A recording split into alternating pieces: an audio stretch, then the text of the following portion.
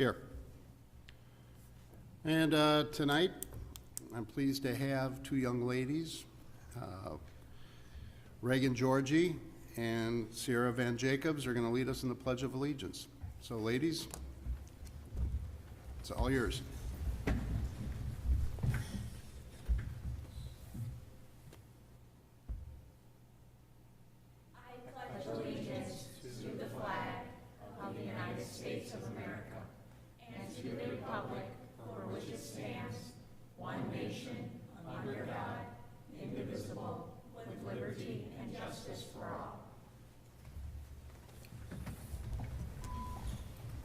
Sarah to see hockey with Sam Schwartz on the line. Yes, this is Vic Philippine calling. Vicky must be the city's legal counsel, is that correct? Yes, yes. I see. The city engineer told me we were both calling in, so they may not have attached us to the meeting just yet. They told me I would hear music, and I wasn't hearing music. This is the third time I've tried. Can they hear us right now? Can they hear us? We can hear you. Yeah, we got you. Oh, okay. Well, I didn't say anything there, right? I'm my own failure on the phone. Yeah. We have started the meeting, so we can hear both of you. Okay. Ladies, I'm not done. So, I got a few questions. So, what grade are you ladies in? We are both freshmen. And where will you be at? We'll be going to Prairie Ridge High School. All right. And are you glad to be out of junior high?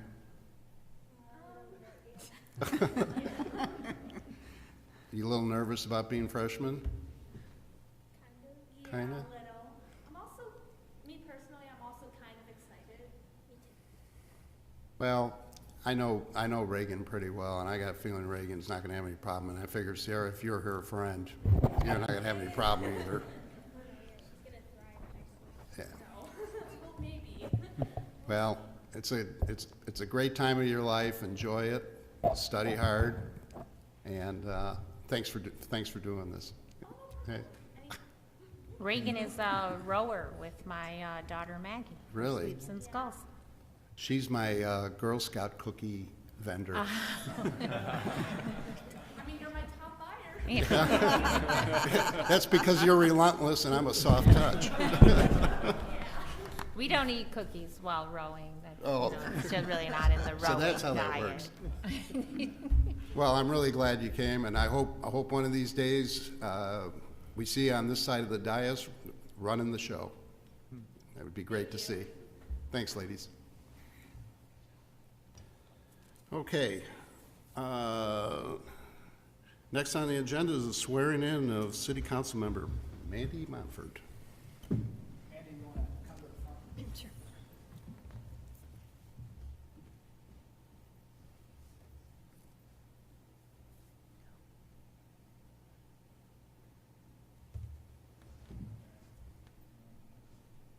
And then if you're prepared to take the oath, please raise your right hand and repeat after me. I state your name. I, Mandy Monford, Do solemnly swear that I will support the Constitution of the United States and the Constitution of the State of Illinois, and the Constitution of the State of Illinois, and that I will faithfully discharge the duties of the office of council member to the best of my ability.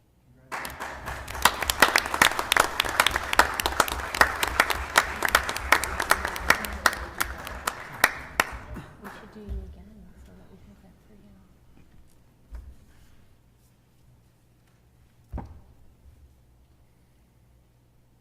I've known Mandy since she was about, I hate to say this, about 15 years old. You know, she looks pretty good for 25.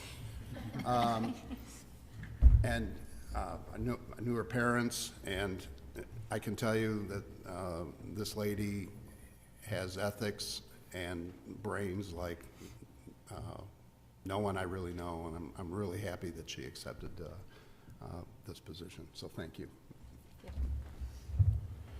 Okay, so approval of the minutes of the June 16th City Council meeting.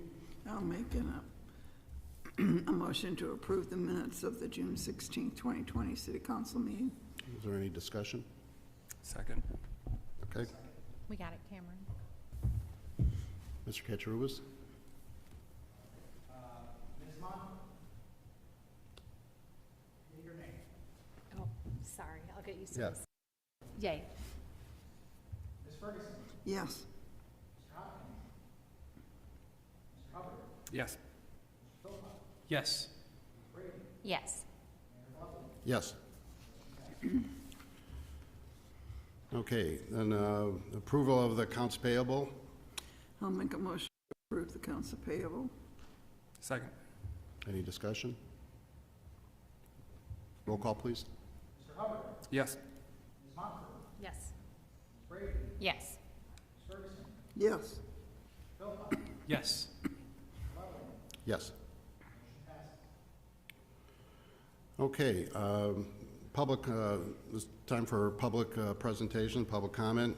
This time is made available to comment available to the general public on matters of the current agenda. If the item is on the current agenda and you will have time to speak on the agenda item at that time. We ask you to keep your comments to 5 minutes or less. During this time, the mayor and council will not engage in any dialogue or comment. The mayor and council thank you for bringing this issue forward, and we will refer you to the appropriate staff member for review or to the proper agency. I thank you for your time, and is there anyone in the public who'd like to speak? Seeing none, we'll close the public presentation. Acting Mayor's report. I really don't have much. It was awfully quiet Fourth. It was kind of weird driving down Dole Avenue on Saturday, the opposite way of the parade, and pretty quiet. Hopefully next year we're going to be able to enjoy Lakeside and the fireworks. City Council reports. I heard a unique idea. They had a reverse parade in one town where all the people be in the parade route. They were on the sides of the street and all the public drove by to see. So I thought that was a unique thing to do. Anyone else? Okay, next is the consent agenda. Ms. Brady? I'll make a motion to approve the consent agenda, adding number 12, the Lakeside Legacy Foundation 2020 Lakeside Fest and Fireworks Show cancellation. Number 14, the joint funding agreement between the United States Department of Interior, United States Geological Survey, and the City of Crystal Lake for water resource investigation of Crystal Lake, with the city's share being $111,110. The lease agreement with Lou Street Lockup, the state joint purchase, mobile radios for chief fire officer vehicles, and number 18, exceed flooring, the sign variation. I have a question. Procedurally, can we do 18 on the consent agenda and just assume Mr. Halavian is going to recuse himself? Yes, we've already. That's what I planned. Okay. Already, And yes, I that's have the one plan. question on the joint agreement, funding agreement, and it's a brief one. If the Park District and Lakewood come in, does it change these numbers at all? It would decrease the city's share of what Okay. we're paying. All right, then I'll second the motion. Okay. Is there any other discussion? Okay. A motion, please. Or did we make it? We have a motion, a second. Okay. Public comments. Thank you. Still a little new at this. Seeing none. Mr. Katsouris? Mr. Philpott? Yes. Mr. Hopkins? Yes. Mr. Hubbard? Yes. Ms. Brady? Yes. Ms. Ferguson? Yes. Ms. Montford? Yes. Mr. Bublin? I'm going to recuse myself from item number 18 on all other items, yes. Motion Okay. Agenda item number 11, the Central Park Drive, Continental Property Springs. Yep. We lost a microphone, we may need a microphone. Oh, you need a microphone? Yeah. Or well, he'll step Okay. up from the microphone. Good evening, Joe Gottemoll on behalf of the petitioner, Eric Thomas to my left. We are here tonight on 1120 Central Park Drive, and we thank you for continuing this the couple weeks. I think it helped. Our situation a few weeks ago was that we were working out an annexation agreement amendment with the city staff and with the owner of the property. My client is the developer of the south, approximately 1/3 of the property that's outstanding out there. If you were to go to Central Park Drive, which is the street into the Walmart area, where you dead end is where this property starts. Under the original annexation agreement, there was an agreement for 600 units, townhome type units in that area.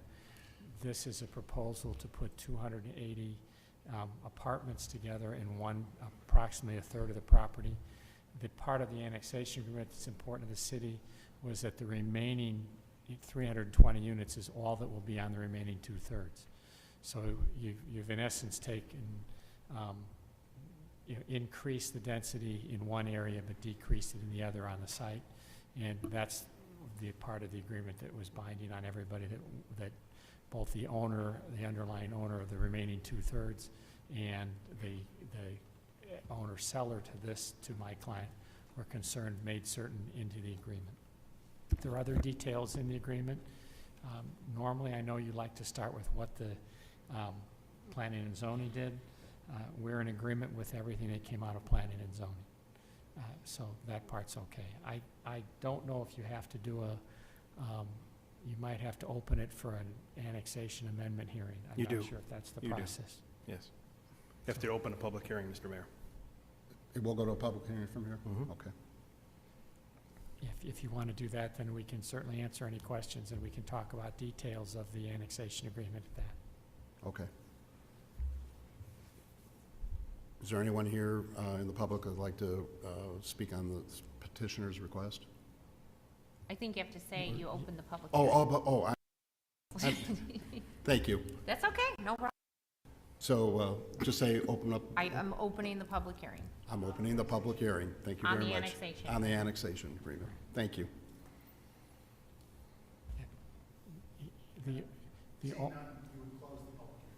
Well, no, you actually don't want to do that yet. You want to talk about, if you have any questions about the annexation agreement, this is really the time to do that, because when you close it, you're really done working on the annexation agreement, and you're just working on the PUD. Okay. So from our perspective, the only thing that is not in the annexation agreement that staff had removed, there is an agreement to put roughly $53,000 in round numbers. My client wants to post that in cash for his contribution towards 3% of one intersection and 12% of the other intersection. And the rationale for posting that in cash today is that they're the beginning stages of development. They have the ability to go get money from the bank today. If you were to build this in 8 years and they were already developed and they're now running normally, they just aren't in the position to go get that, to really go get the money at that point in time. It leaves the development phase open. So their request was to make certain, number one, that they could post the funds. Those funds were calculated based on, those came from staff. They didn't come from us in terms of the amounts. They estimated $350,000 and our share came out to $53,900, something like that. And that's still in there. The last part that we were worried about is, all right, fast forward. This agreement ends in 10 years. 10 years from now, for whatever reason, the city's decided to do nothing. What happens to the funds? And in our opinion, we thought those funds should be returned to us. If you've decided there's not going to be public improvements for it, we shouldn't be paying for public improvements that aren't there. You got 10 years to use it, whatever, but at the end of that, this agreement expires. We'd like those returned to us if, in fact, you're not going to use them. If you're going to use them, we'll give you the money the day we get our building permits. But if it's 10 years from now and you haven't used them, we ought to get the money back. We should be treated like anybody else in town at that point in time. So other than that, we're in agreement with everything that's out in front of you. So, Michelle, can you help me out Sure, on if I this? could just speak to that. So the costs for that intersection have not been fully determined.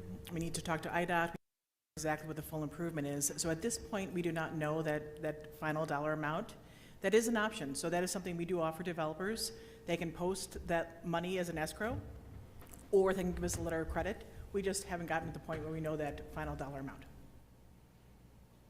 So it'd be acceptable to do it that way. We would just leave the number to be determined. We don't know it today, so that's, I think, part of the And problem. is it safe to say that it won't exceed 53,000, or you have no idea at all? It will, that's a good estimate, so, but we don't really know, so that's why we're just kind of, Oh, okay, so We need to we finalize set a it. number to be determined Yes. approximately $53,000, give or take $1 million? Yeah, and again, our concern is Take, right. we want to post it when we have it. We don't Of want course. something, it's 8 years from now and the buildings all are up, operating, and such bill for $50,000 doesn't work well for the banks. Right, no, I understand what you're, yeah, I just wanted to know the wording. So so how would you, what are you proposing? It's kind of hard to hear you. We're proposing to post the money when we, in the process of this Okay. transaction. And we would actually post the money rather than have a letter of credit or a bond or something like that. So they put that money up. And if the city uses it in the next 10 years during this term of this agreement, great, it's yours. At the end of the term of this agreement, if you haven't done anything and there's no other extension of this agreement, and you're not going to do anything, something turns out, we ought to get the money back. It shouldn't go to some other thing in the city. It should go to what it's posted for. Well, isn't that normally how it works? When you post a letter Yes. of credit, we don't pull on that letter of credit to Right. build a Right. street in my neighborhood, Exactly. right? correct, yes, So whether you put cash or a letter of credit, it was exactly the same. exactly. And Well- I'm not sure, condition number B, or letter B, says it could be a letter of credit, bond, or escrow, so I'm not sure what condition is tonight. Well, it's Section 8 of the annexation agreement, and in that agreement, I think it's Section 8, it may just be paragraph 8, but we're arguing about posting the money. We're arguing about if nothing's done in 10 years, do we get it back? This is Vic Pellegrini, and I might address this briefly. Can you hear me? Yes, we Yes. can. Because it has both phase 1 and phase 2, I think we have to be cautious about the timing of this and make clear that this is not going to in any way reduce the contribution for phase 2. I certainly understand what Ms. Cavanaugh was saying about the desire to put up cash, and that's something that's already contemplated within 6B. The duration of that contribution is something that is not currently addressed in the draft agreement. I think that while a 10-year period coincides with this agreement, there is a second component of the development which is not fully addressed in this agreement, and I think that the contribution has to be consistent with the context of that second phase.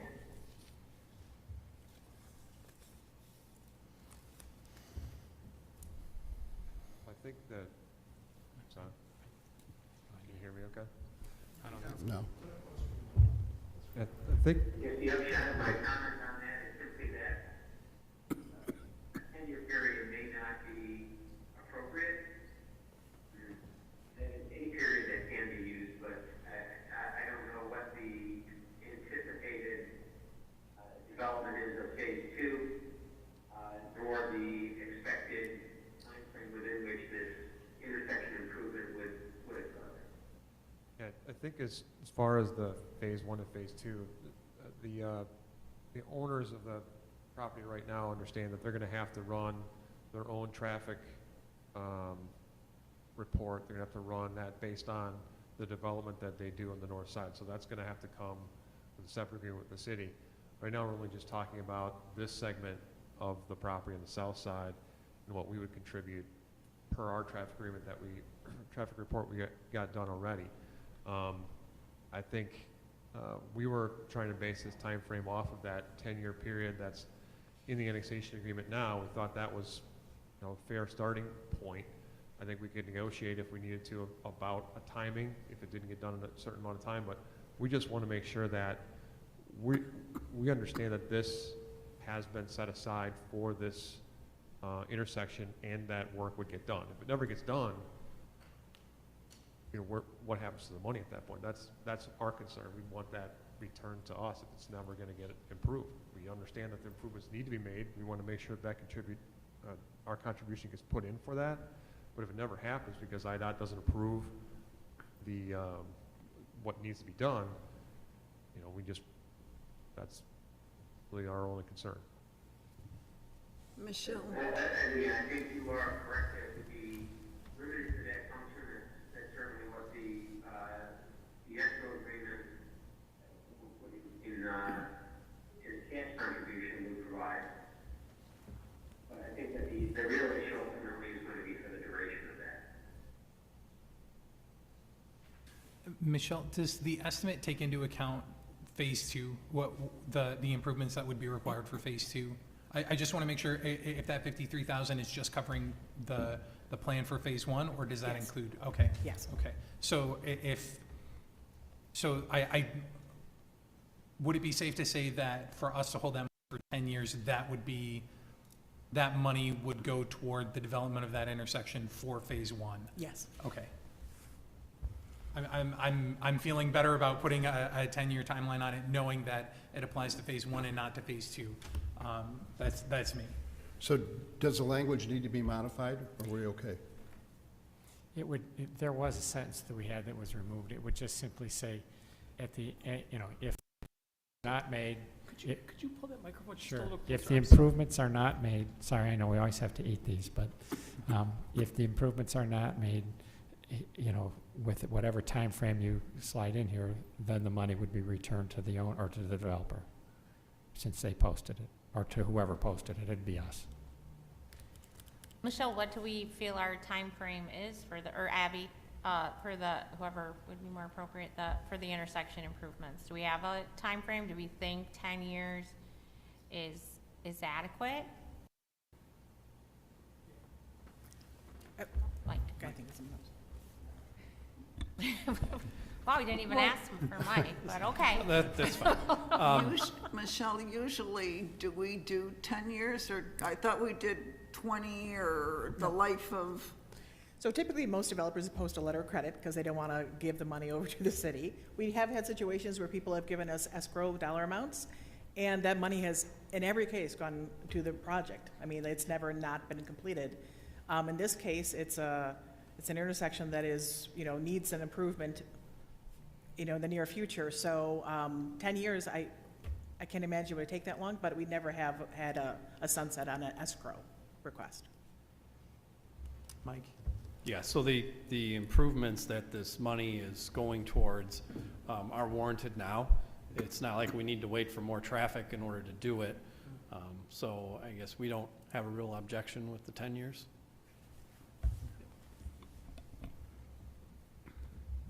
What happens, for example, I assume the people who were property prior posted a letter of credit for their intersection improvements, or Joe, weren't you? Yeah, Joe knows. I was here. Yeah. I can tell you what happened with it. Most of that project, or virtually, this development part of this was, yes, they had some plans for it, but the 2008 happened before those plans got off the ground. The development parts, though, that they did pay for were basically paid for with the commercial portion of this, which was Walmart and Pauly Toyota and everything south. Okay, so So- that, we never got to the point of a letter As of far credit. as I know, I don't believe there's been any unpaid portions. I mean, Michelle would know better than I, but That's correct, I don't yeah. think there was Oh, no, anything I'm not unpaid. suggesting that Yeah. there are. I was just for my own personal knowledge, what happens? Like, we had Yeah. Preston Pines, who, did they never get to the point of a letter of credit either? So what happens in those situations? Have we ever had someone who gets their letter of credit and then the development never gets built? We certainly had many a That development happened in our in day. 2008 all over the, Right. all over northern So you Illinois. just I don't know return, about here, so but we that just, happened all so over. they weren't gonna do it, you, No, and so no, then you and- just get your letter of credit back? Is that how it No, works? in many, many instances, in many communities, those letters of credits were pulled to finish road networks or other things that were posted for. If you started construction in 2007 and you had an open site that had, you know, Okay, so if you started, but if you never got anywhere, like Preston Pines never even broke ground, right? That's an Right. example that comes to my mind. That one went on and on and on. Right. And so then they had a letter, or did we not get that far with them? They did for a water main and some other things. Okay. Yeah. And we returned it? Well, they were happy to keep it with us because they thought they were going to proceed with that project. Okay. In this situation, they never got to final, so the letter of credit was not even needed, or it was just preliminary. I see. Okay, all right. I just wanted to know how the process works if, you know, I don't anticipate that you're going Well, there. but- and again, you'll have the money here. If in I know, fact you I get to know that, we'll have the that's money. what it's for. I'm not worried. I just wanted to know the procedure and how it all works, and your property was one that we certainly thought would develop and did not. So, no fault of anyone other than the economy. It's a different time. When are you anticipating to break ground? So we anticipate breaking ground yet this fall, late fall. We already have engineering plans into the city for under review, pending this board's action tonight. So we really want to start construction, start our major earthwork this fall, get that complete, get the utilities complete, and start working on foundations, hopefully before winter, so we can start to go vertical. Get some enclosed spaces over winter and open our club and our first building probably mid-spring to early summer. And then we would just continue the whole project around all 14 buildings, kind of in a cycle. So we'd be complete probably spring of 2022, fully complete. But we would, as soon as we have the clubhouse and first building open, we will open them, and we open each building then in sequence as those buildings come online. So 10 years is a long time, long term. If you're going to be completed in basically 2 years. Yeah, we want those improvements done as well, but we understand in this case, there's third parties like IDOT approvals and some other things that have to Right, happen as right. well. So that's the only concern we have about that money. Okay. Anyone else? I'm comfortable with that. All good? Okay, help me through this. You get to Clo- close the, to you close get the to close pub- the public- annexation portion of the meeting, and then we get to go to the other part, and you can vote on it. So we'll close the annexation portion of this meeting and go to the next, which is, we're making a motion? Is that- Well, we could, or if the council has any further any- questions. Any further questions? And if the public has any, I don't know if the public has any. Well, shouldn't Anyone? they have asked those in the public hearing? Well, if for public hearing, but then you have you're doing the PUD portion now, so if there's any. Yeah, but I anything- don't, Oh, okay. well, I believe in the past that we have always taken, whether appropriate or not, we have always taken all questions during the beginning of the public hearing, and now that the public hearing is closed, so if anyone wants to speak, I would say speak now or Yeah. forever hold your peace. All right, speak now or forever hold your peace. It's a little bit of a bumpy ride for me tonight. Okay. Seeing none, Do we make a motion at this We point? can, if no one, if everyone on the council is, Any- are you, everybody everyone else okay? satisfied? Yeah, I'm fine. I have a couple questions. Go ahead. So I'd heard from the Cary neighbors, concerns about, headlights or, pointing their area. Do you have any thoughts or any plans to add, one, to preserve the tree line that you talked about, or two, to add any sort of additional trees to that tree line to block anything, or add even a fence to prevent anyone from the other side being disturbed? I know they're not Crystal Lake, but they're still our neighbors, and I'd like to play nice with them. Yeah, absolutely. In the plans we've submitted for staff review, we did take into account keeping that existing tree line as much as we can, and not to do a berm in that area because it would rebut all those trees. So what we ended up doing was keeping those trees. There's some areas that we're going to have to do some grading in, but we're going to back plant those areas with more coniferous shrub and shrubs along that area. We also have a couple of garages that are in that area as well, to the south side that I think the neighbor is located at. And so we've tried to minimize the amount of parking that's facing that direction. But we've got quite a bit of shrubs and other vegetation that are along the area that should help with any kind of area or any kind of issue there. If you've been back there at all, you'll notice it is very thick in existing shrubs and existing trees, and we really want to make sure that we maintain that as a base. Good, good. Are you confident that that will be sufficient for the neighbors? I just want to make sure that I'm asking those questions. If you were living on that, would you be confident that you would feel like you didn't have headlights coming into your Yeah, I your would feel buil- really your- good because we also have a grade difference as well. I mean, they're actually lower than the site. If you've been up, there's at least 10 to 12 feet difference of elevation between our location and the site. And we've got about, I want to say even between buildings, can't remember, Ben, was it 50 or 60 feet? 50 feet from to building, and 35 feet to the parking, plus 35 feet from their building to our parking. About 45 feet from their building to our Okay, property line. so 45 feet that way. Okay. All right. Thank you. Yeah, I think my understanding when I was reading through the packet is that you're not only trees and shrubs you're adding, is that correct? Yes. Okay. That's correct, yeah. I've actually got another slide toward the back of this slide, slide deck that's got, might be all the way to the back. It's just before the question. Yeah, just before the question slide.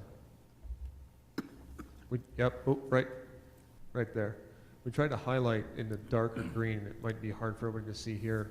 Those are all the trees and shrubs that we're using that are in the darker green to help supplement the lighter green trees. And the lighter green trees are not to scale. Those are actually all pretty big trees. Those are all trees that we've got marked. There's no shrubs that we have marked as existing. So you can kind of see what we're trying to do with the landscape architect to put the sufficient amount of trees in there, but not put it so dense that you're going to kill out trees. So we're trying to hold that balance.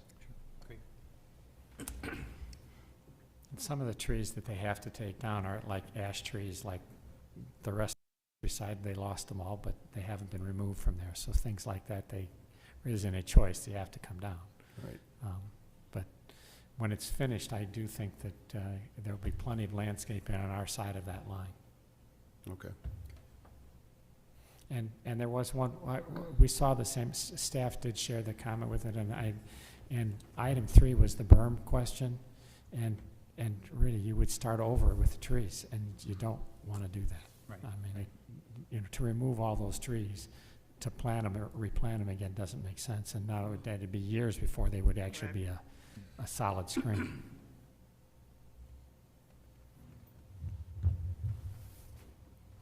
Anyone else? I think the position of the buildings is gonna help a lot of that too. I mean, with the exception of the north side, most of the headlights are gonna be things going to the, which would be the east, so. And do all apartments have a garage?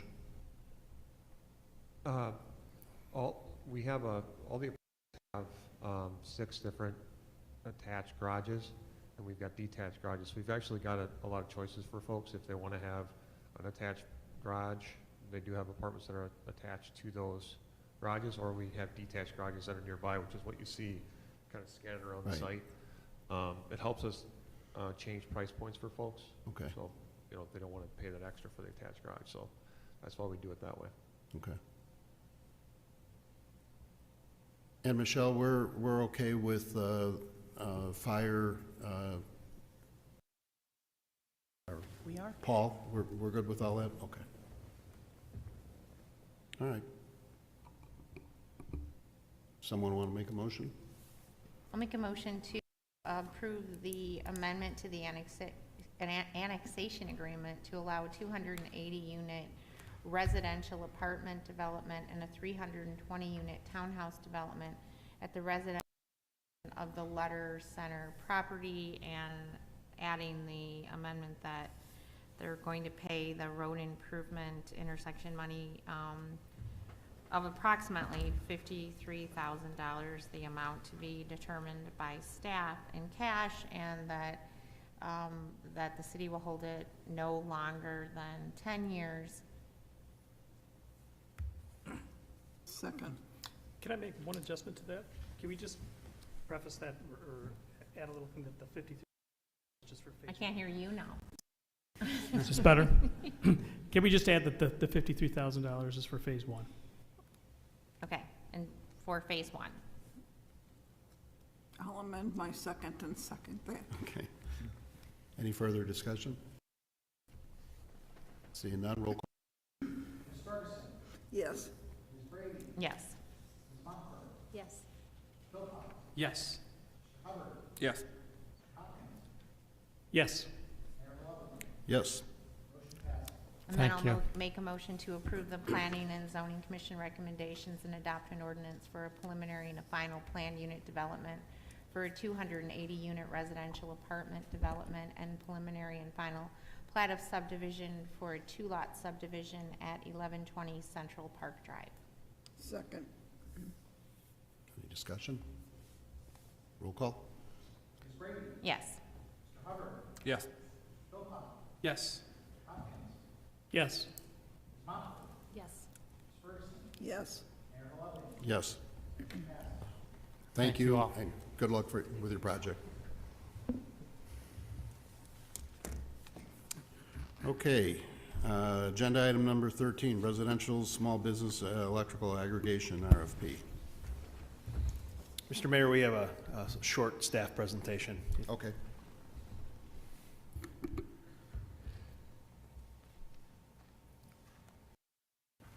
Good evening. I'm here tonight with Mr. David Hoover. He is with NYMEC, and they have been the city's electrical broker for approximately the last 8 years.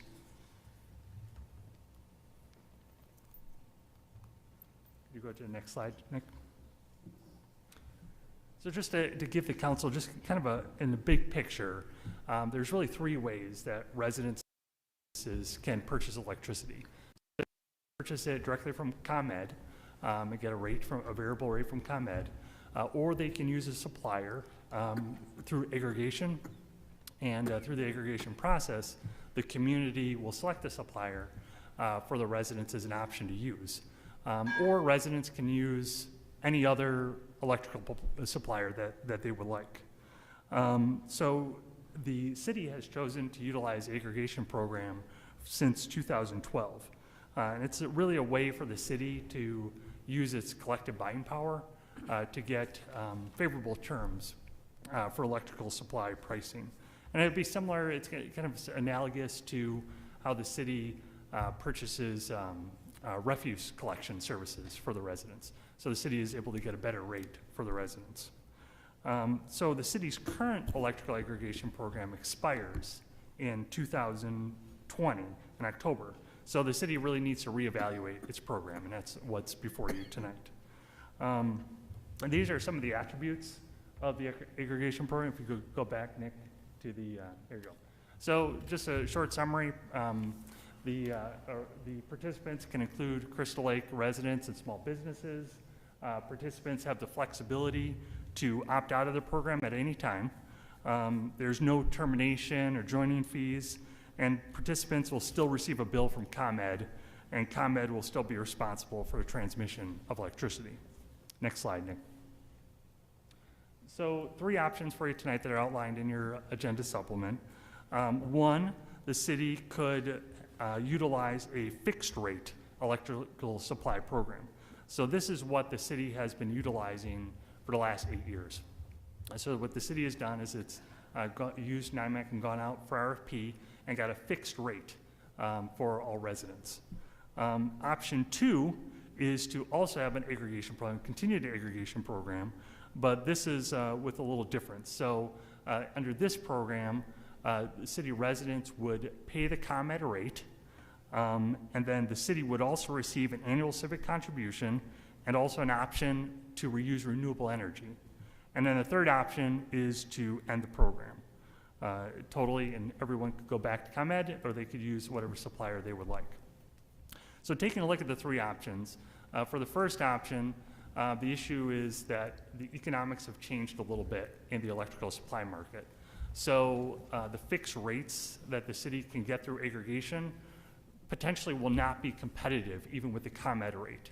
So that's why there's option 2, which would guarantee the ComEd rate for the residents, but also allow the city to utilize renewable energy and to get a civic contribution, or really a grant that can be used anything. There's no strings attached to that funds. Go to the next slide, Nick. So for comparison sake, the city got pricing for the fixed rate irrigation program. So the pricing that the city received compared to the current ComEd rate. So the current ComEd rate is 6.473 cents per kilowatt hour. These were the different suppliers that provided pricing for the fixed rate. As you can see, they're all basically over that rate, no matter what the term is. So that's why it's not recommended to use this option, to continue with this option, because like I said before, the economics have changed a little bit, so we're not going to be able to get a fixed rate that's going to be lower than a ComEd rate. You go to the next slide, Nick. So this is the option 2 pricing.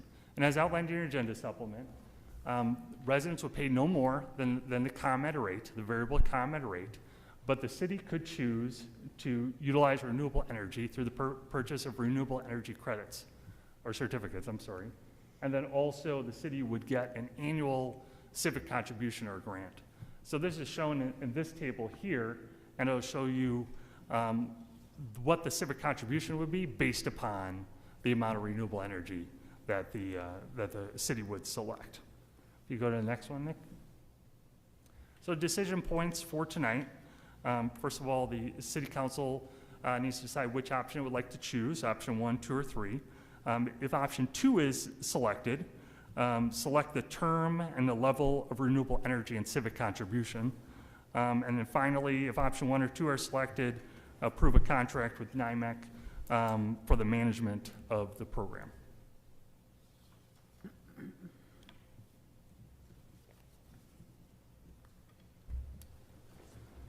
Okay. Is there anyone in the public that wishes to comment on this agenda item? Okay, seeing none. Council? Yeah, my husband, being who he is, ran the last 2 years. This past year, ComEd beat our aggregate by $6, okay? And the year before that, ComEd beat us by $2.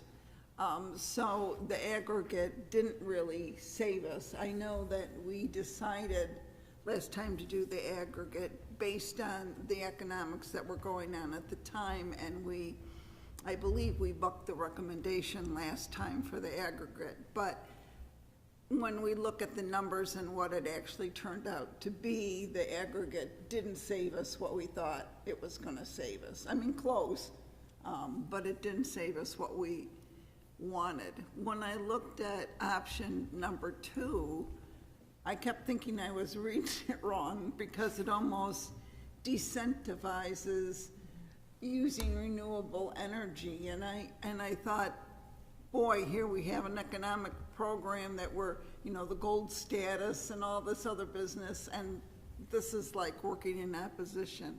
So I came down on option 3, that I didn't really see the benefit of the aggregate, and I thought going with the ComEd rate, and if people wanted to opt out and go get their own, they could go get their own, and that's kind of where I land. So my understanding is, regardless of which option we go with, any private individual can opt. Correct. correct? Yeah, so in the aggregation program, the way it works, all residents are included into the program. There's an opt-out period. When they'll get a letter, they can opt out at that time, but they can also opt out at any time during the term that the city would select. And that term is a hard and fast 2 years, correct? No, it could be either 12, 24, or 36 Oh, it can? month period. Okay.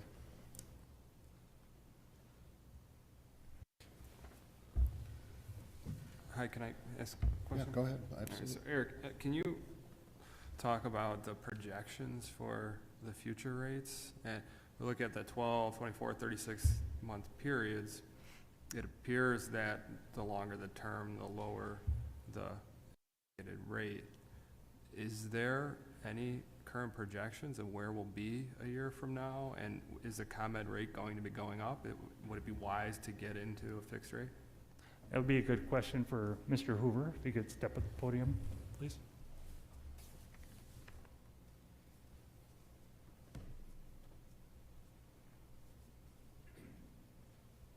The ComEd rate is only known for a year at a time. They publish the rate from the June 1 through the end of May the following year. Rates currently are very low. Rates are tied to, electric rates are highly correlated to natural gas pricing. We figured out in the United States over the last 10, 15 years how to get natural gas out of the ground.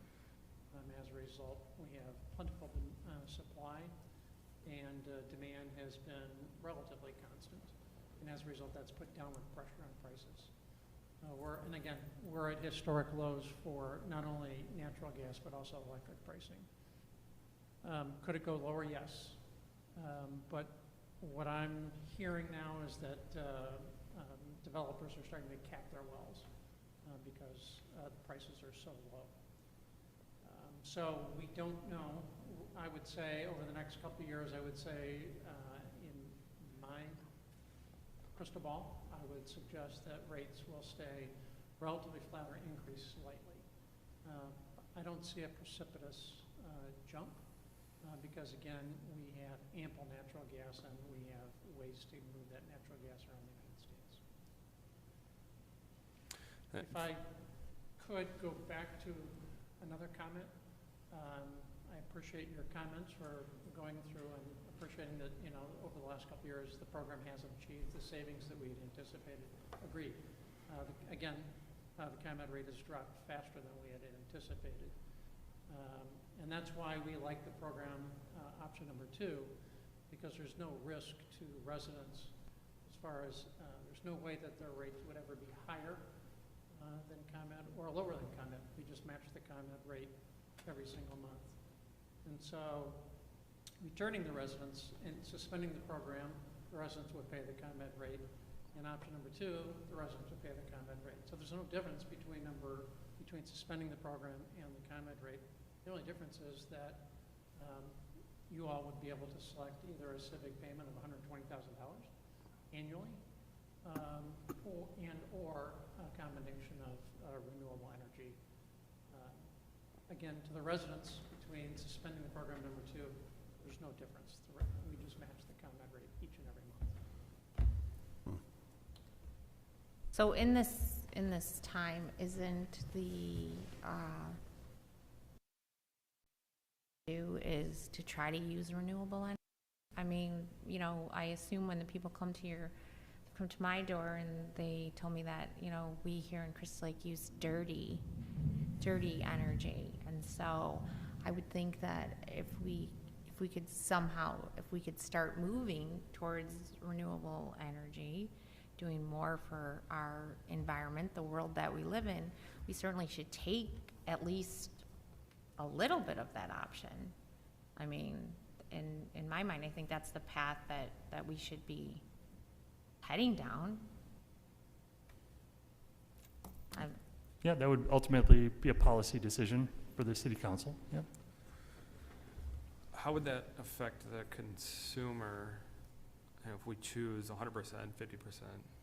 What's the, is there a different price per month or per unit for them?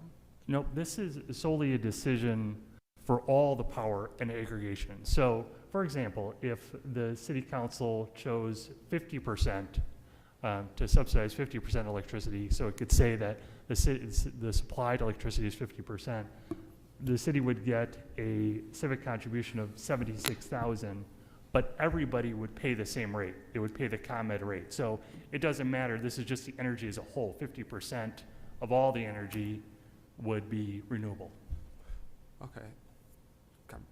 Keep So going. we don't pay, if we were to choose the 100% renewable energy, it's not a higher rate with ComEd, so we could tout that we have. And we got that $32,000. we no longer have dirty electricity here in Crystal Lake. Can I ask, if we went with option 3 and just every resident own energy independently, do you know what percentage is renewable in that manner? I mean, if it gets supplied directly through ComEd, is ComEd using renewable energy? So the state of Illinois has something called the RPS, the Renewable Portfolio, and we are increasing the percentage of renewable energy in all consumption between now and 2025. We're at, I think, 17% right now. So all, look closer. okay, thank you. So all power currently, whether you buy from ComEd or any supplier, at 0%. What the numbers that we have on the board is what percentage in addition to the requirement. Everybody is baseline at 17%. So if we do nothing and return everybody to ComEd, it would be the ComEd rate with no additional renewable power. If you did 50%, it's a difference. It would be 50% more than of the remaining 87%. They would do 50%. The supplier would do 50%. Mr. Helm, if we decided to move forward with one of these options, set the terms to 12 months, would you expect us to have the same opportunity in 12 months as we start to renegotiate? So we could say, all right, we're doing a shorter term. We want to understand what this looks like. And then 12 months down the road, we say, oh, this was really good. We got to use renewable energy. We got some additional funds. It would be great for us to pick a lane and either go more renewable funds or keep it the same, anything like that. Yeah, I mean, Dave can speak to that, but energy is a commodity, so it's unpredictable what it's going to be and what the prediction of the different rates and the civic contribution is going to be. But I don't know if you have any idea of the future, Dave, of what? No, Eric's right. We would come back. You have the option to do a one-year program, and to see how it goes. Absolutely. That's why the suppliers are quoting one year. When we would come back next year, if you say, hey, this worked out pretty well, there's no change to the residents, we've got some cash or some renewable energy, we would go out to bid and we would rebid that. The only thing we bid in this particular product is how much is the civic contribution. And so that could be greater, it could be less a year from now. And that'll probably pretty much be dependent upon the power markets. Okay. And the only other downside to doing that is during the aggregation process, all residents will get a letter. They'll have to opt out. So there is a little bit of legwork on the residents' side that if you have to put them through that every year, it's not a big deal, but it could be a little. And if I might just say, Eric's been gracious because the letters go out on the city letterhead, okay, so that people read it. And you are sponsoring and endorsing the program, obviously. We asked, we have an 800 number. It goes to the supplier. We say, if you want to email us, and then we can answer those emails. But inevitably, a number of residents pick up the phone and call City Hall. And so, each time a letter goes out, we notice an increase in calls. And then for the remaining 50 weeks of the year, we notice very little traffic. But the calls, we try to route them to all the other places, but staff does take some calls. And so I might push you a little bit to say, at least do 2 years. I think suggest that you consider 2 years, just to make it a little bit easier on staff. That's I'm not the most objective guy in the room here, so just. Okay. Thank you. And Eric, do you know the figures? I know Kathy quoted for the last 2 years, but we've 8 years, and in the beginning, weren't we saving? Yeah. We were saving a lot more than $6 for our Right. residents a year. Yeah, correct. I'm sorry, I don't have the numbers. I can tell you that any resident that's been in the program since inception in 2012 has saved probably at least $250. Okay, so definitely. Including the last couple of years. This is where we paid I appreciate extra that. You're $8 absolutely right. at the Ferguson House. Yeah. So, well, yeah, so it definitely wasn't, so we've saved money, and we've been good stewards for the taxpayers and their electric bills. Yeah, the program's been very successful. It's, explain why, but the ComEd rate has become much more competitive over the last year. This is an interesting world that we live in right now, so. Competition breeds excellence, right? Hey, Eric, what was the duration that we did this the last time? Was 2 years, it 24 was 2 months. years too? And what was just the what was the volume like, right, the last time we did this, was it? You know, it's not unmanageable. I mean, it's something that, you know, we do get calls here or there. You know, and NIMEC does help out with some of the calls as well. So we just have to walk people through the program. We have to explain it's no obligation. You know, they can opt out. They can still use any supplier. So we just go through and it's not a very long conversation because it's a very attractive option, or the terms are very attractive. So generally, it's not time consuming. Outside the city letter that we send out to the residents, what other forms of communication do we do about this? We put it in the city newsletter and all that? Yes. Just like normal? Okay. Yep, we put on city newsletter, social media. Yeah, we definitely put on a cable channel, website, things like that. Okay. And if I might add, just to be very clear to anybody who may be listening home, no one from the city or us or the supplier will come to your door or make a phone call to you. So there are other solicitors that will be out there. We just say that we, the city, us, in this program, only communicate via mail. Yeah. Door to door that's a problem. Yeah, it is. And do we highlight that in the letter? We do. We've had put some special sections in because, yeah, there has been a concern. We've gotten some issues there. Okay. Who pays the civic grant? Does NIMEC pay that? We do not. The suppliers do. Okay. And is that awarded at the beginning of the contract or the end? They pay it on a monthly basis over the life of the term. So to be clear, let's say these contributions, if we sign a 2-year, agree on a 2-year contract, this goes for 2 years. So if you go to 100%, it would be a $64,000 package over a 2-year period, correct? Correct. Okay. Now, have we had this in the past? No. No. Excuse me, this is the first year that we've presented this option. Why? Previously, we were able to beat the ComEd rate. We were able to find rates that were more favorable, and from 2012 until now, the goal was always to come in and have a rate more favorable than the ComEd rate. Unfortunately, there's a little variation in the ComEd rate every month, and that's uncontrollable. So we can tell you what the published rates are. I think that's what we based our decision and our recommendation 2 years ago. There's a half-cent variation each month, and I think for the last couple of years that's worked to lower the ComEd rate. So up until now, and prior to that, we were able to beat the ComEd rate. So yeah, so we've worked with these two suppliers over the last couple of years to come up with an alternative. Given the fact that the program, if the residents were going to be returned to ComEd, and the residents were going to pay the ComEd rate, we figured out a way with the suppliers to have some advantages to our program. So not to be Captain Obvious here, but is the renewable energy is cost suppliers more than non-renewable, that's why.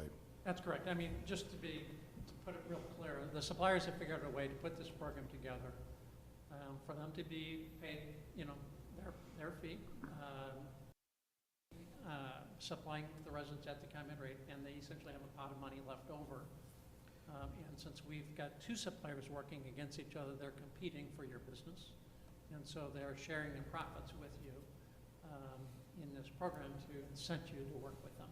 Okay. And so that pot of money can be returned to you in MC Squared's case with no green energy at $120,000 a year. Or if you want to do green,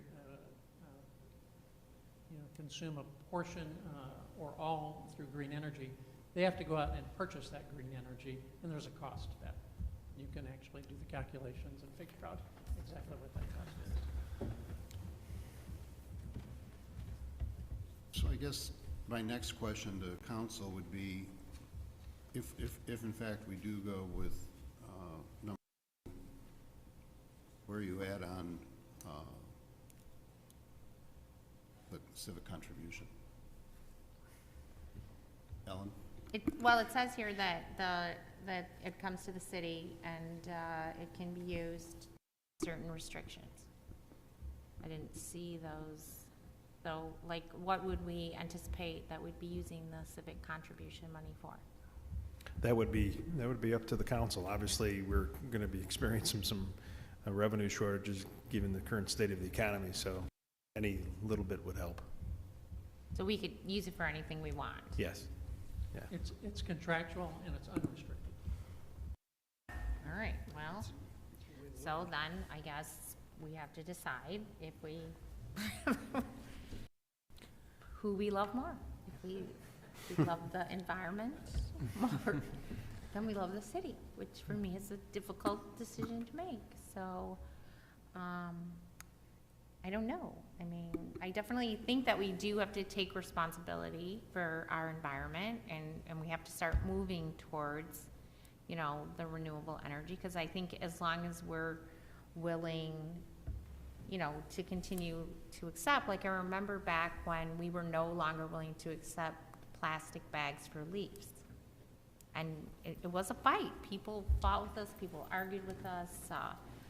A man came in, Joe Stecker, came in with his leaves and showed us how difficult it is to bag leaves in a paper bag. But at that point, we had to make the decision that the best thing for the future was that we put leaves in a paper bag and that we don't fill up the landfill with plastic bags that are never going away, with leaves in them that do go away. So, I mean, I would go at least, I would think we would want to go at least 50% on the renewable energy. I mean, I think it's if you never push, then if you continue to say to ComEd that we'll take your, you know, we'll take that energy, no matter how you get it, no matter what happens, then I think that they'll continue to give us that energy. And so you're the expert. Do you feel like the world should move to renewable energy, or do you think it's just a big hoax and we don't really do that much damage burning the coal to get the energy? And I empathize with you who run for office in answering difficult questions. That's really going to be your judgment call. I can tell you that we've put this program in place about 20 times over the last year. Okay. And it ranges. I'm not going to help you out because it ranges. Some folks want to do 100% green energy and use the funds, left over for sustainable projects in town. So some are on that spectrum. We have others who say, no, thank you, we're not interested. We'll just use the funds for civic purposes. So I will. So you just didn't really answer my question. That was a great dance. I told you that before I started. Yes. I personally think the longer the contract, the more renewable energy we should be going for. I think if we were were doing a one-year term, I think 25% is fine. I think that helps the city out with a lot of money, but if we're leaning more toward 2 years, I'd probably go the 50%. I don't know that I'd go 100 unless we did a 3-year commitment, and I don't know that I'd do a 3-year commitment. So I'd probably do the 2 years. I think that helps the city out money-wise. I think it gets us a lot closer to being 100% renewable without having to jump there right away. I want to be there someday.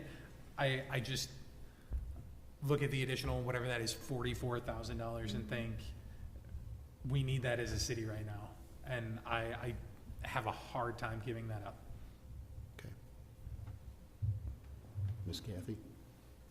Well, you know, I said that I would go for option 3, but if we're discussing option 2, in which it sounds like most people, because it's, you want the money for the city, and I get that, but I don't know, you know, if you don't do the aggregate, you can call up ComEd and you can say, hey, I'm thinking about exploring this and that option, and they'll work you a better deal too. And you can opt out, I understand that. If I had to go with option 2, I guess my question is, if we say 50%, and is there a benchmark we have to hit, and if we don't hit it, then what? No, there's no benchmark that you have to hit. The supplier will go out and buy the green energy to cover 50% of your load. So it's on the supplier to purchase that energy on your behalf in the aggregation program. You have no targets, you have nothing. You just determine what it is, and they'll go buy that for you. I can live with option 2. I prefer 3, but I can live with 2. Well, let me ask you, Kathy, why don't you want if we left it exactly at 0, that we would be getting, if we get 0%, we don't do any renewable energy, why in the world, if we're gonna pay the exact same amount of money as consumers, would we not want $120,000? What's the harm? Yeah, what's the harm? I take the 100. Well, I don't know that there's harm. It's just, I think it's playing games, really, and with the energy source and like I said, decentivizing and stuff, and you know, either you're gonna move towards something or you're not, and this is kind of a game, but I can live with 50%, and I can live with 2 years of option 2. Eric, do we know the percentage of people that opt into this in the past? What was it? Last time? It's an opt-out program. Oh, sorry, so how many people remain in the program, I guess, percentage-wise in Crystal Lake? So the program includes any resident who has not made their own individual contract with an independent power supplier. Yep. I'll just give you round numbers. That's about 15% of the community will do that. The other 85% are included in our program unless they opt out. The opt-out rates are generally around 5 to 7%. Okay. Businesses then too? Same? Unfortunately, the state of Illinois said businesses are smart and figure this out on their own, so they only included very small businesses. I say the size of dry cleaners and smaller are included in our program. Okay. So there is, what's the definition of a small business? Yeah, there's a usage level, and it is a little bit larger than your typical home. So it's a very small business. I just say dry cleaners, just to paint the picture. Any business larger than that is excluded from this program, just due to the size requirements, due to the state of Illinois' requirements. So here's my take on this, right? So minimum 2 years, right? That's where I'm going. The other side of it is that, you know, I think the city does a pretty good job making an eco-friendly environment. Well, the last 5, even probably 10 years, right? We made great strides. Bike trails, rain gardens, whatever, right? I don't think this is the time to take a stand on that. So I'm going with 0%, 2 years. Cameron? All right, so I'm having trouble finding any downside to doing option 2. And Eric, let me ask you some questions here, just to make sure I'm understanding this right. But we do option 2. All residents have an opportunity to opt out of the program and not be a part of this. Even if they opt out, that does not affect our contract. We would still get that civic grant. If the rates change, we're still gonna get those rates, no matter what they go to with ComEd over the next 2 years, so it's identical. So there's no harm at all to the rates that the citizens will get. All of that's correct so far? That is correct. There's no obligation, and the residents will pay no more than a ComEd rate. Okay, so the way I see it, there's no reason not to do this. And, option 3 doesn't make any sense to me then, to discontinue the program if all of those things are correct. And then how much renewable energy do we want? And, yeah, we need the funds, but all of this is essentially found money. I didn't know that we were going to have this. Gary, this wasn't part of your budget. It's all found money. So whether it's 32,000 or 120,000, it's all bonus. That's great. How much do we want to have renewable energy? Right now, we could say safely, everyone in our community is getting 17% renewable energy. Do we want to bump that up on their behalf and get a little bit less bonus from this contract coming back to the city? I'm fine with whatever we decide on. I say, even if it's 100% and we're getting $32,000, that's great. $32,000 we didn't have before. So I don't mind going all the way up to 100% with it. Andy? I agree. I like option 2, and I think a 2-year term makes sense so residents aren't hassling with this. I know I don't have time to call these numbers and do these things, so I think a 2-year term minimum makes sense. I guess my question is with the found funds, I think that's wonderful. Gary, do you have a sense? I'm so new to this. With COVID and everything, I don't know the shortfalls of revenues that we're seeing right now. Mm-hmm. What's hurting at the city? Where do we need revenue? Where do you think this revenue might go? I mean, any initial thoughts? Just so we can weigh how badly do we want / need this money? Right. The selfish part of me would love the $120,000 every year, but at the same time, as Robert indicated, it is new money to the budget. So we'll have a more of a clear picture in the next couple of months as to the shortfalls from the COVID crisis. But I think it's safe to say that we're going to experience some type of shortage. We've planned for that, obviously. During the last budget cycle, we put together a realistic budget and estimated the shortfalls, so we're prepared for it. But obviously, any new revenue source would be beneficial.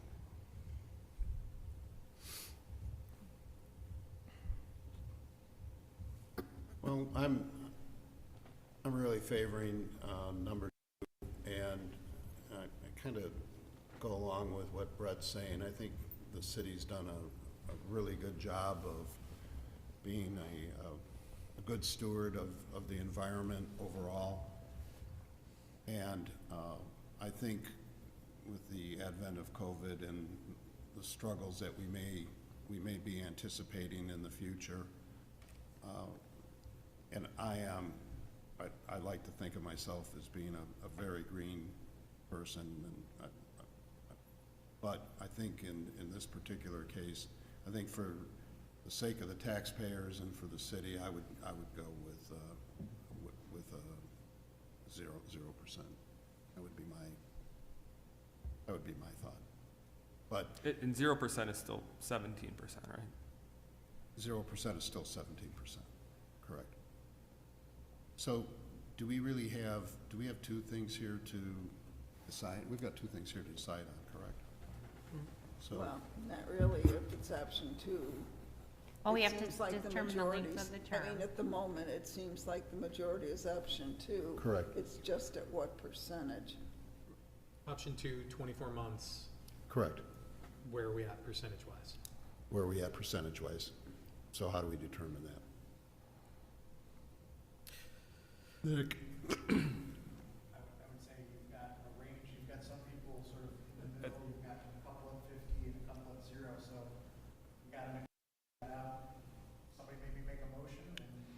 Or take a straw poll, that would help.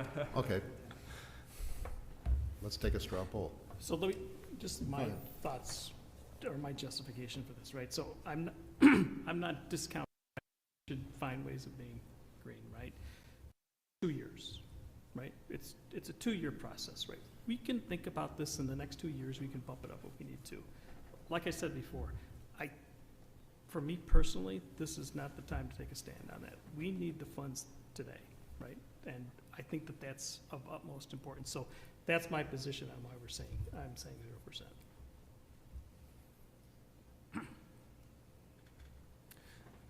Let me say, I Go mean, ahead. I was on the other extreme of this, and I'm not pushing for 100%. I would be fine with that if everyone else was in agreement with that. 0% is also fine with me. I agree that we would need the funds now more than ever, and if we do it 0%, we're not changing anything. We're doing exactly what we had last year. It's the same to me. So whatever we decide, I would be okay with, whatever we get consensus with. Mr. Hobley, I have a suggestion. Maybe I can just call out the different amounts and we can have people raise hands and see where numbers go. I think Fine. Ian wanted to make a statement. Can I just add first. one thing? So I'm not gonna die on the hill of 50. I think that's the wrong position. I think any money is great for the city, and the more that we have coming in is better. My position is I would be remiss if we didn't find some way to bump it up. So I wouldn't mind 25%. I just think 0.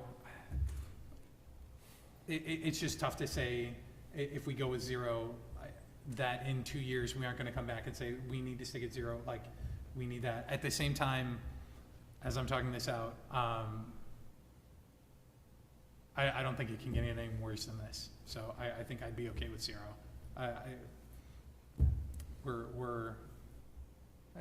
It can't get worse than this. So yeah, I would say I might be okay with 0, knowing that next time around we bump it up. Ellen? So one question. Go ahead. So we can't do 0% this year and 25 next year. It's got to be for 2 years, okay? That's correct.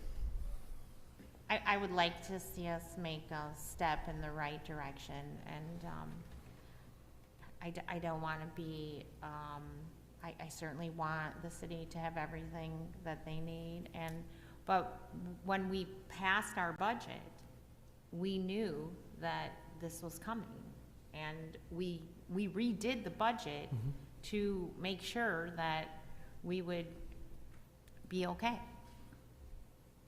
And are we thinking now that we're not?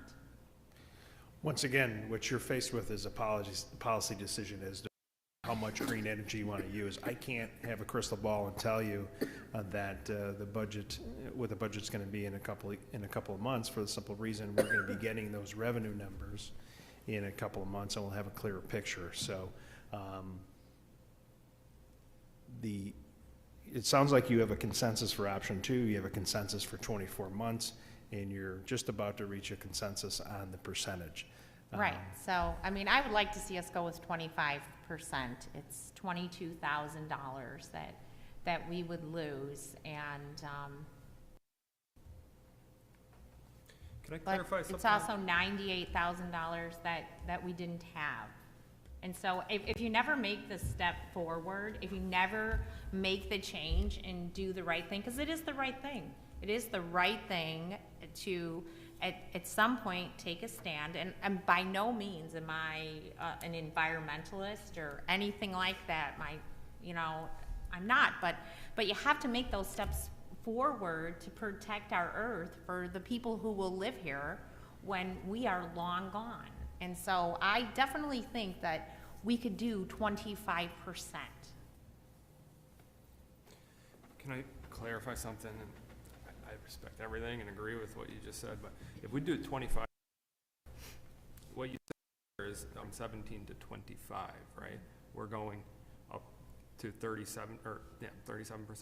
Well, I can't do the math fast enough, but you're doing 25% of the 83% that isn't currently renewable. So it's the difference, it's above the So it's a standard. little less than 20. If it was. Okay, okay, that makes sense. And then, give me a second, I'll.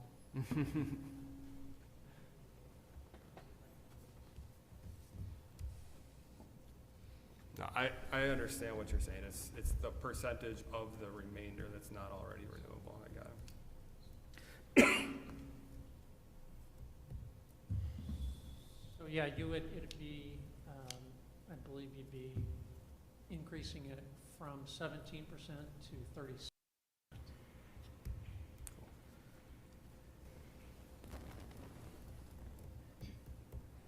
I'm in agreement with Ellen. I recognize there's a shortfall this year with revenues, but I do feel like it's the right thing to do to go to the 25% and make a solid attempt to, you know, be greener and yet still reap the benefits of $98,000 of bonus money we never knew we would have, from what I understand.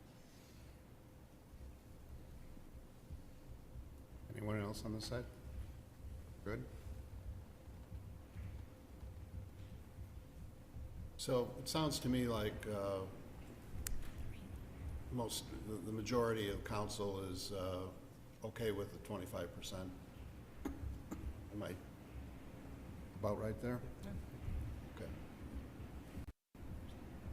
So, should we make a motion? Sure. I'll make a motion to adopt a resolution authorizing the city manager to execute a contract for the purchase of electricity with MC Squared Energy Services for a 24-month term and with 25% renewable energy with a $98,000 civic contribution. Second. Any discussion? Roll call? No, but I agree with option 2 in the 2 years. My denial is for the 0%. Yes.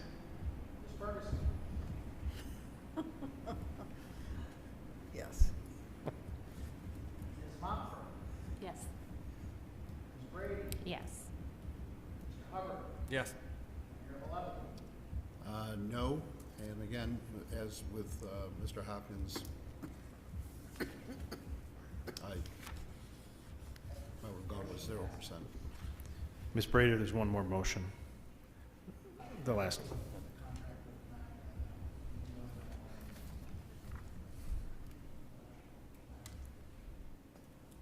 Oh, okay. I'll make a motion to award the contract for consultant services for residential small business electrical aggregation to Northern Illinois Municipal Electrical Collaboration and adopt a resolution authorizing the city manager to execute an agreement with NIMAC in the amount of .00129 kilowatt hour. Second. Any more discussion? Roll call, please. Ms. Mumford? Yes. Ms. Ferguson? Yes. Mr. Hopkins? Yes. Mr. Hubbard? Yes. Mr. Philpott? Yes. Ms. Brady? Yes. Mayor Lovett? Yes.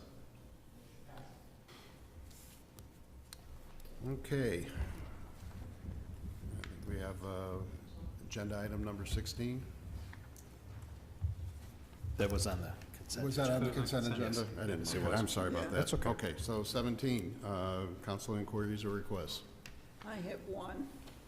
When the whole thing about the sign came up for 18, I talked to Michelle and I said, I believe we need to take a relook at allowing gas stations, if they have a stripe as part of their, you know, identity, corporate identity, that we shouldn't consider stripes as part of signage. And so I am requesting that we send it to planning and zoning and have them relook at some of that, because I just think, I don't know, it bothers me that we're counting stripes as signage. Are we counting stripes as signage? We sure are. And We why? are, yes. So that was part of a city council discussion, I think probably like 7 years ago, and that was the direction provided, and so staff has been interpreted in that degree since then, but we certainly can bring that back. There were a couple other items as part of that, I think it was cove lighting, other things. So if you'd like to relook at those things, we could bring that back. First discuss with the PZC if you'd like, and then bring it here. Yeah, I'd like that. Only those things, though. Yeah. I want us to have an extremely limited scope with regards to the signs, because, I mean, I too agree that if a part of a gas station's branding is, I'll use BP, green, stripe that is lit around their awning, or I don't even think if it's not lit, we count it too, right? Right. Yeah, so, I mean, I think that's ridiculous. I guess I don't know where I was 7 years ago, but, I don't think we should count that. But I don't want to see us get into a whole, I was also there when we redid the sign ordinance initially, when I think Bob Wagner was mayor. So, 1996, yes. Yes, so I remember that. I was a part of the zoning board at that time. So I don't want us to do that, because that was, no. But I would like us to look at those few, especially the gas stations and whatever, I mean, I think some other restaurants have those types of things, but I do think we sometimes, not always, but, get a little carried away in taking away someone's branding. If there's a consensus of the council for that, we can put it on the 21st agenda for a referral back to the PCC. Okay. Okay? And you'll put the things that are going to, exactly Yes. what they're gonna look at. So we have a clear definition for you to vote on. Okay, great. Let's do it. Awesome. I would be interested in making sure they consider the stripe, an illuminated stripe, separate from Okay. just a color stripe. I might have separate feelings about an illuminated stripe and just a color stripe. I'm Okay. fine with the color stripe. I think the illumination just affects things differently. So Okay. if there's a way to break those apart, and Sure. if they approve both of them, great, but just to make sure they're considering them separately. Okay. Wasn't there an issue with Culvers and the new Culvers with this? They had a blue stripe, and I'm not sure they. LED lights, right? It was LED. I think it was LED illuminated. Yes, and I don't Striping. know, unlike some other people I know, do not check out the flavor of the day, go routinely. So I don't know if it's lit or not. Is it lit, Michelle? It is. So they asked for a variation from that, and they got it. got that, yes. Yes, so. Okay. But the other one we closed down probably couldn't get it, so. I think the reason why we agreed to it is just because of the position was so 14 that Exactly. we found that agreeable. Exactly. That was my. There's hardship there. Yeah. Yeah. Yeah. Of some kind. Of some kind. Some kind. Well, that's another problem, is what's a hardship and what isn't. Yeah. Anyone else? All right, there's no executive session tonight, so need a motion to adjourn. So moved. Second. Mr. Kaczorubis? Oh, we don't, yep, go ahead. Yes. Yes. Yes. Yes. Yes. Yes. Yes.